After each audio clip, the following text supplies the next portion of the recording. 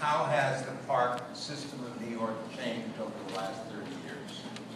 I guess in the 1970s there was a civility of discourse.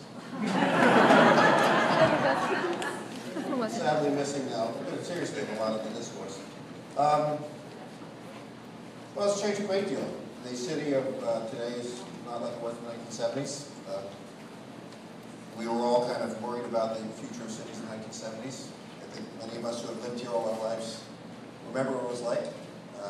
The parks and the rest of the city, the subways were all in terrible shape. The economy was in tatters and going down. And I think the major point is that you're starting at a very poor baseline and then descending from there. And fortunately, things started to turn around. And they really started to turn around under a series of parks commissioners. I have to always give credit to my predecessors. First, under Mayor Koch, who first appointed Gordon Davis. Gordon Davis had many important initiatives. And one of them was figuring out what does the city do well, what does it not do so well. One of the good examples was the city didn't do a very good job running golf courses. And Gordon Davis figured out that you could have a private sector run the golf courses and save a lot of money and have better golf courses. The other thing that has changed a great deal is that the city is much safer. People aren't afraid to go into the parks. Parks used to be scary places, including prominent parks like Central Park and Prospect Park.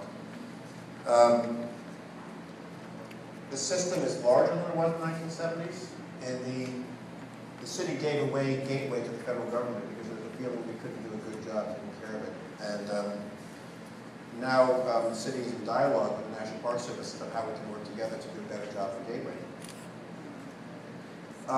There has been a huge investment in the parks, beginning with the Koch administration, first under Gordon Davis, then under Henry Stern, who were the two commissioners who served under Mayor Koch.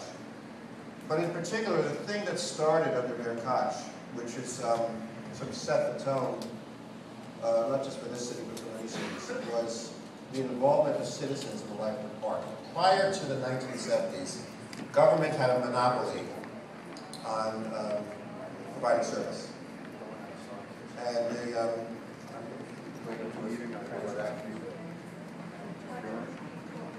You're interfering.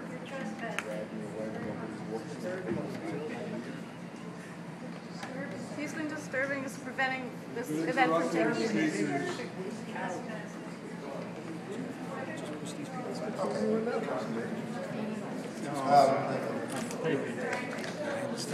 So Gordon Davis did a couple of things, and one of them was to appoint park administrators for Central Park and Prospect Park. And those administrators right away involved citizens in the life of the park. And effectively they said, you know, government by itself probably can't do a good job. And citizens need to get involved. That happened all over the city. It happened with block associations, with tree planting, and lots of other things. The other thing that's changed, and that led the way to these partnerships with parks, volunteer